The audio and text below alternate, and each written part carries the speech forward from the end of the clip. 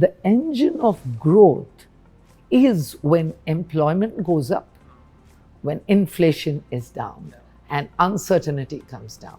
This situation, we are very uncomfortable because most companies are coming and taking, our general people who come to us are taking one lesser number of students.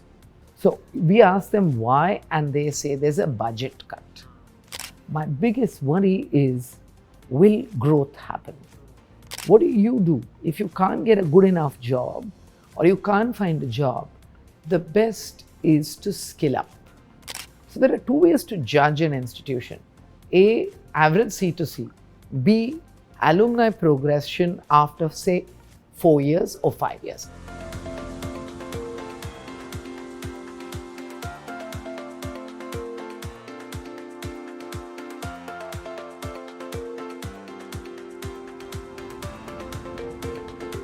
Let's talk about what you have studied, right? You have deep interest in economics. You studied economics all your life as well. And economics probably is the bedrock for a lot of financial decisions that are taken in the country. And for the students to understand this becomes very, very important. So how do you see that, play out in a place like this where you probably have been teaching for so long, or in your academic career that you have done so far? Again, in the beginning years of my teaching, I always thought of economics only related to numbers and all decisions only based on numbers. And so tools using, let us say, calculus or tools with graphs were very important to come to some kind of understanding. Yeah. Since the last 15 years, I've been doing a lot of research in the development sector.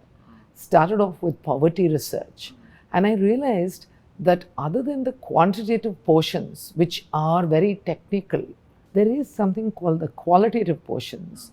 And if you mix the two up, a very famous researcher called it as the Q2 approach, in which you mix the qualitative and quantitative, and you can come up with better decisions as compared to only using quantitative, because numbers help you make a very objective decision, or so you think. Sometimes numbers can be wrong. For example, if you go and ask a person a simple thing, a question like, what color do you like? They might say green, and you take it as green is the favorite color. However, when the person goes to a shop, he might buy blue. So when you see behavior, and that's why I'm saying from qualitative, you go to the behavioral aspect of economics. In finance, it's used a lot. Stock market. All the time you look at graphs and you make your decisions as to when to buy and sell. But today, what's become more important, as many investors have said, is the behavioral aspect. How do people react when the price of a share comes down?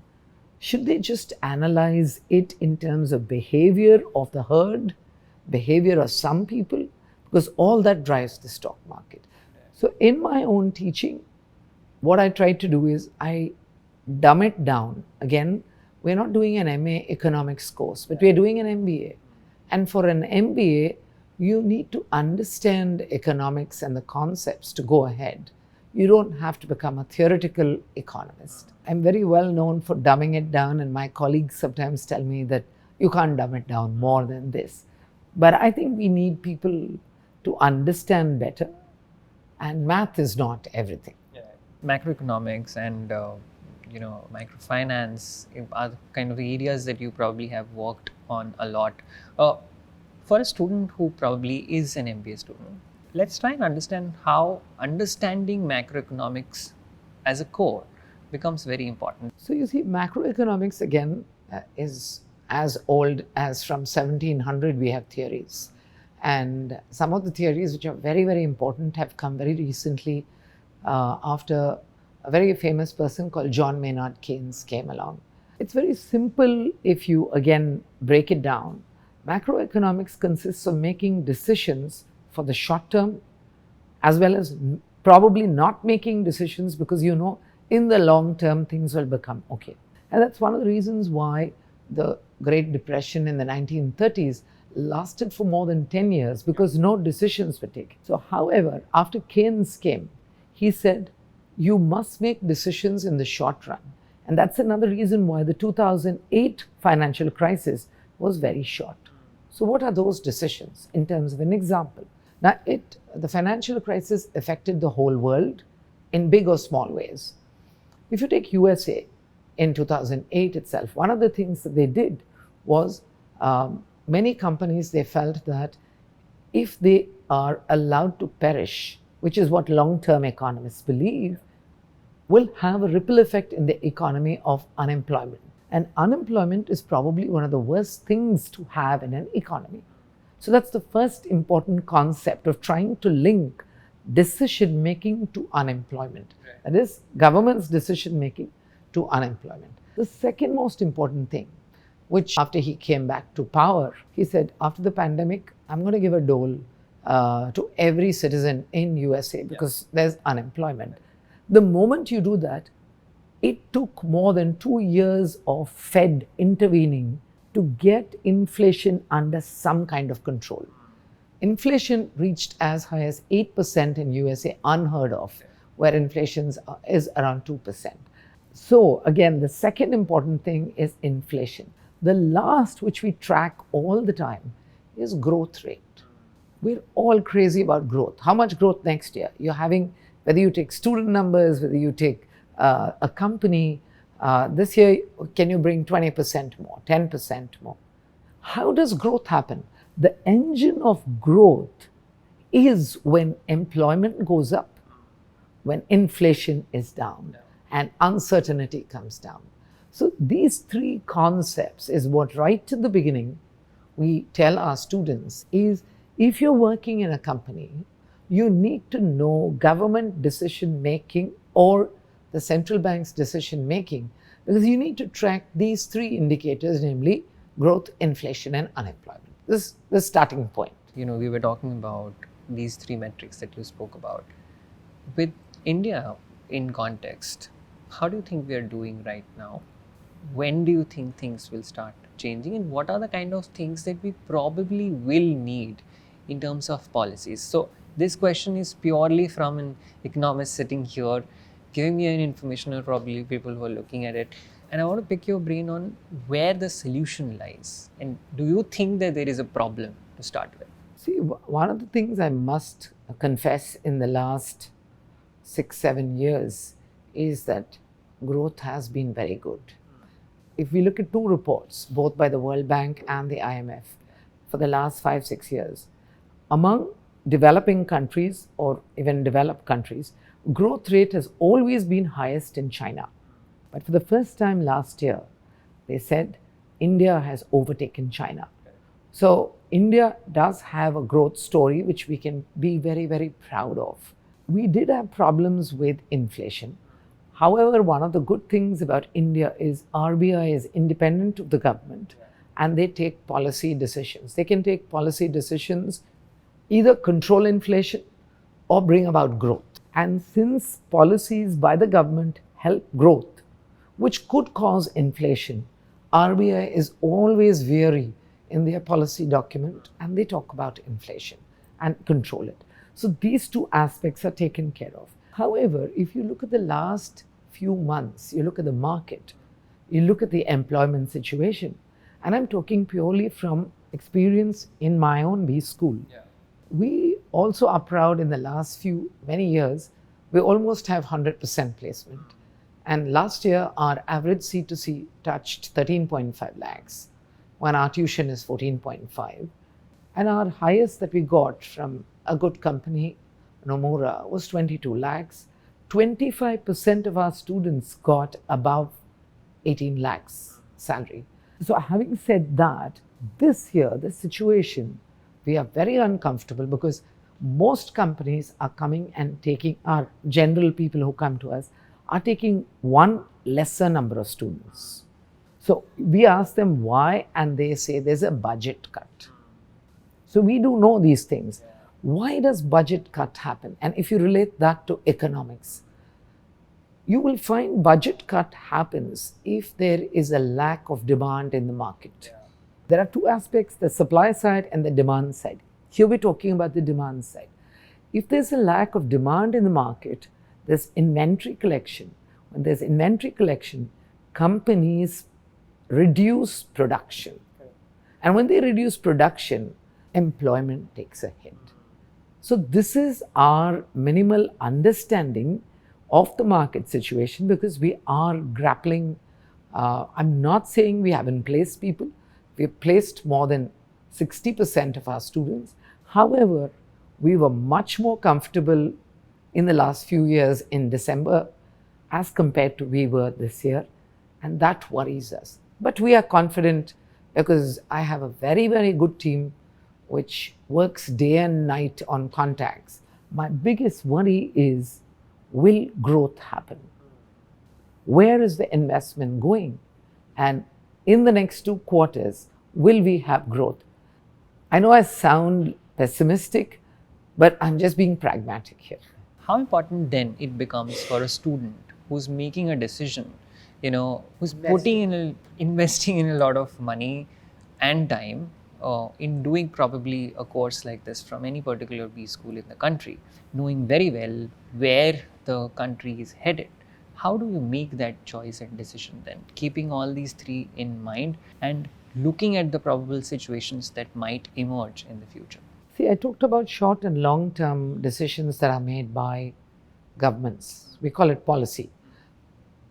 Now, when you see, for example, among the three indicators, tracking all three might be very difficult.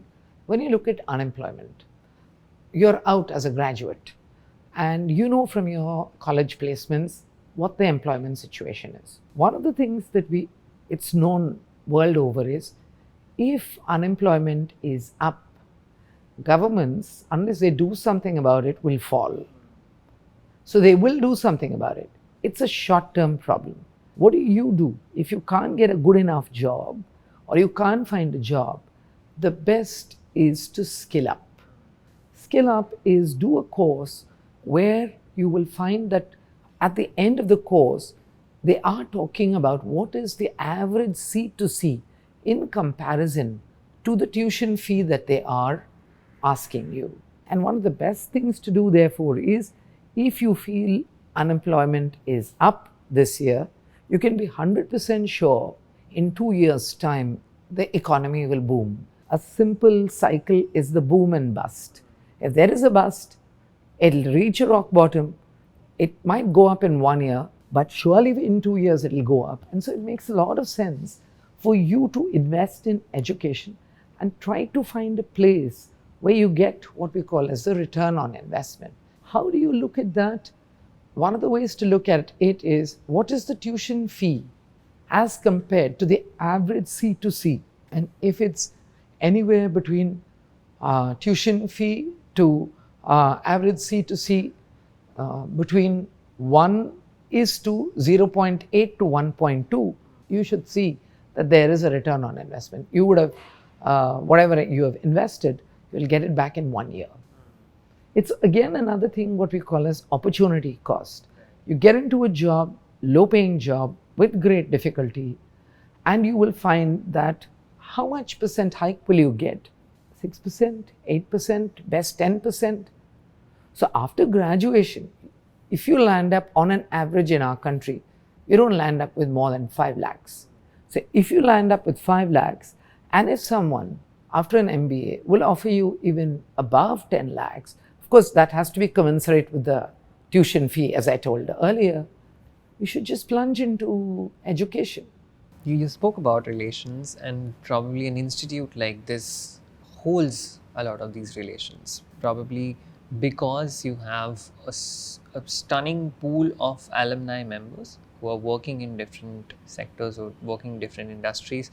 The information probably also reaches you fast, that probably you have to brace for certain changes that are happening because you have eyes and ears in the industry, and these very alumni members are probably where you set the benchmark for an institute that you're running. If you have to talk about it, since you've been here for the last 20 plus years, what has been the significant alumni contribution to this particular institute? In the last 6-7 years, alumni have come to recruit students. First of all, when we place students in companies, they only come back if they are happy with the cohort they got. So we invested a lot of time and effort in reaching out to very big companies. They came, they took students, they came continuously. However, our students then were, manager level. They were not decision makers, but they were influencers. However, more importantly, many of these companies said, we like the work ethic of your students, and so we come back. And we know what to look for and what to expect out of them. But beyond that, as you know, MBAs also don't stick on in their jobs for long. They keep moving from here to there. Some of them have moved into very good positions in other companies, and we are in touch with them. They've come back and said, yes, we know our curriculum. We know what the students we can expect out of them. And so they've come back, I would say, in this last 6-7 years, at least 25 of our alumni have become our recruiters. And that has stuck on. From the very beginning, what we do is, when companies come for interviews, we try to find just an alumni who would be the right fit to understand the JD that has been provided. And such people actually interact with the cohort who is interested in applying for that JD. So we share the JD. First of all, we have a placement cell who gets the JD, shares it with the students, and then we get a cohort interested. Next, what we do is, our student members, we have a set of alumni. So we have signed up at least 500 of them who are willing to talk to our students from time to time. Now, one of the things we find very good about the pandemic is we're doing all this online. So we are tapping people internationally as well as nationally. So wherever they are, the best person we find who would talk to the students and tell them, hey, I think these are the things you need to prepare, and these are the roles you can expect when you join there. That's one type we do, which is the best person who understands the JD. The second thing we do is, when companies come again and again, and we have an alumni in that company, he or she talks to the students to talk about his or her experiences. So that, and it's a question answer session, it's not lecture.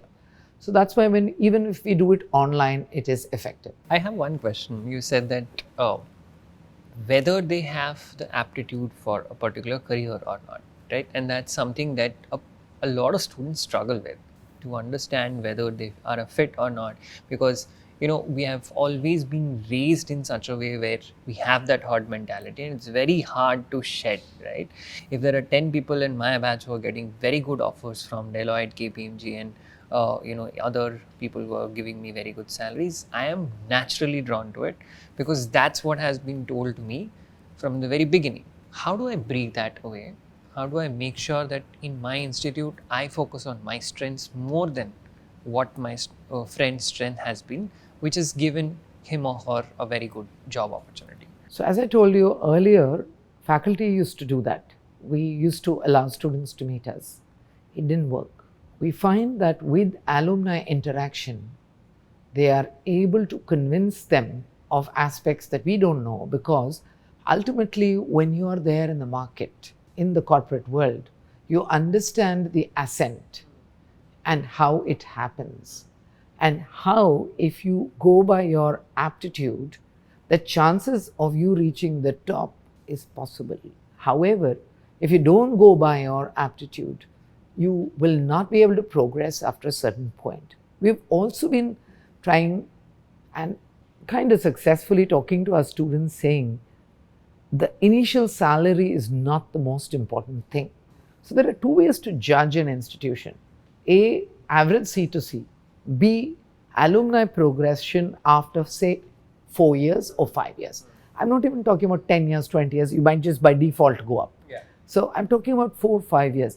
Look at an institution which projects their alumni, let us say 5 years later, what percentage of the cohort has reached, let us say, a vice president level? How many of them are there? It means that, and it could be in HR. You take our HR students, those who, I still remember in 2014-15, they used to take HR even though they knew they were getting a low salary. I'll give you an example of one of our alumni, Nikita Bhakta. She was a brilliant student. However, after a lot of coaxing, because she wanted to do HR but was not sure about the placement. So what she decided, she talked to a professor at that time, and the professor said, no, I think you should just get into it. She trusted her. So again, another problem now I find is that the trust with professors, how much it is as compared with the alumni. With the alumni, it's higher. She trusted her, joined a company. Today, she's in the HR and EY. And I have invited her in February to come and talk to the first years about understanding progression in HR. And we need that. So that's what we're doing now. And what we're doing is, even if she talks to 250 students, we make a small cohort of, let us say, 20 are still interested, or 25. And she says, I'm willing to mentor them. Do you take classes as well here? I teach macroeconomics. I teach entrepreneurship. And we are in the process of setting up a center for entrepreneurship. Today, I'm more excited about things other than macroeconomics. I think I've done it to death. And we have lots of very young, good faculty who are doing a greater job than me. I'm concentrating more on entrepreneurship. An area of interest is in entrepreneurship. We want to develop an incubation cell. So that's still in work in progress. I think with certain level of confidence, I can say 2024 we'll launch it. Let me ask you then, what is happening with respect to the economics of the startup world in India? So many companies raising so much money, and probably a lot of them spending a lot of the money in fast growth. In this kind of a situation, this kind of a space, the kind of popularity that startups from India got, do you think that fading away because of the kind of situation that we are in right now, or do you think that it's going to go even higher from here? When we look at any market, we have different types of market structures: perfect competition, monopoly, oligopoly to monopolistic. Obviously, when you take the space that you talked about, the edtech space itself, whenever there is an opportunity and you see one company thriving, many will come in, which we call as perfect competition, or differentiated, we go to monopolistic. So you will find many people come in because they all want to share that profit. So that's simple economics, that many will come in where they see an opportunity, and only those who know what my business model is will survive. The rest will die. So let's not worry about that. The aspect of startups, I think that's an excellent idea, because earlier, if you talk about 15 years back, we got our engineering technology from abroad. All our cars were the earlier models from America or anywhere, even if you take your scooter and all that. I'm talking about engineering. So innovation never happened in India, not because we are dumb, because we exported people, brain drain that happened. But today, the good thing is, if you have an idea, there are angel investors. There is the government also, which is giving a lot of importance to this for startups. And I think the space is infinite as long as you innovate. So innovation can be of two types. Radical innovation, whereby, for example, I always tell my students that we should think of something radical. Now we are using the mobile as compared to the landline. What do you think we'll have 10 years later? We won't have this. What do you think we'll have? And I keep telling them, can you imagine, maybe the mobile, by some technique, gets embedded in your palm. What I'm saying is, unless we creatively think of what is possible, that's radical innovation. And unless this startup culture starts, radical innovation will never happen in India.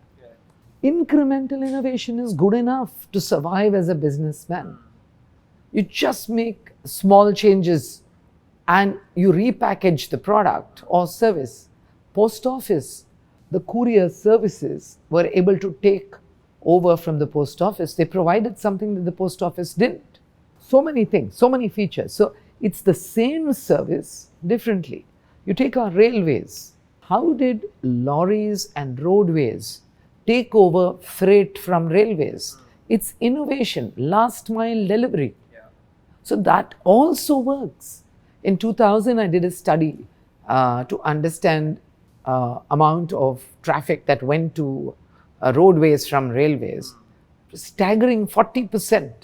Railways cannot do last mile delivery, and roadways realize. So if there is something existing, but you can offer something better, and unless you have an incubation center where all ideas, good, bad, mad, are discussed, you'll never have progress.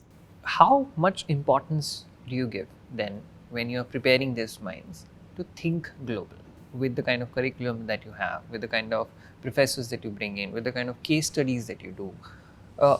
Do you put extra emphasis in them knowing what probably is happening or is going to happen in the next 5-10 years when they are going to graduate and then they are going to belong to a certain sector in industry? From day one, our curriculum has always been in alignment internationally.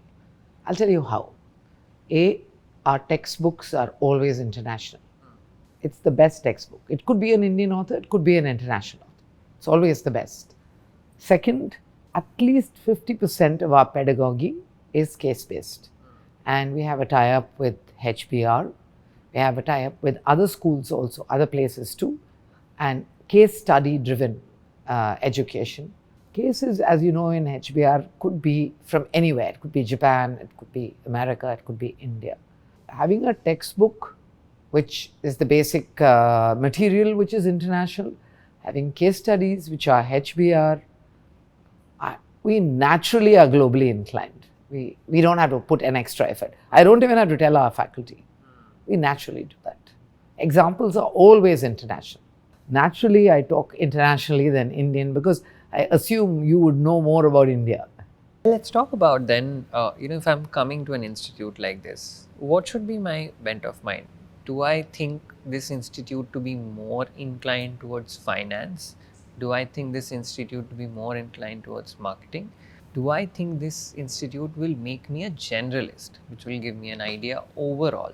And this is something that I can learn and take back when I apply them or apply them in the kind of companies that I work in.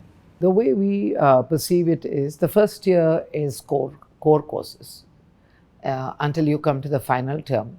When, in case you want to do quantitative finance or data science, we have some special training which we give as basic training in the term 3, which is extra, more and beyond the curriculum. And then we have an entrance test because we need to know whether you can fit in or not. Beyond that, in the second year, the electives are chosen such that you can decide to specialize. If you know for sure, I want to do finance, you can specialize in finance. So out of X number of credits, you need to do 60% in courses in finance to be called a finance specialist. If you want to be a specialist in marketing, you have to do at least 60% of marketing courses to be called marketing, or HR, or operations, or data science. We don't, as of now, we have not extended strategy as of now, because strategy is more when you go up. We give the basics, but don't go much beyond that. So if you do that, so you can get a specialist degree, you can get a dual.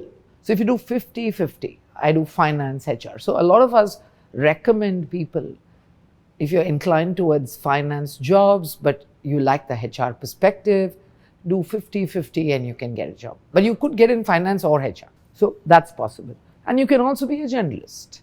But however, it is up to you to pitch to the company why you did what course and who you are. So we train them on that.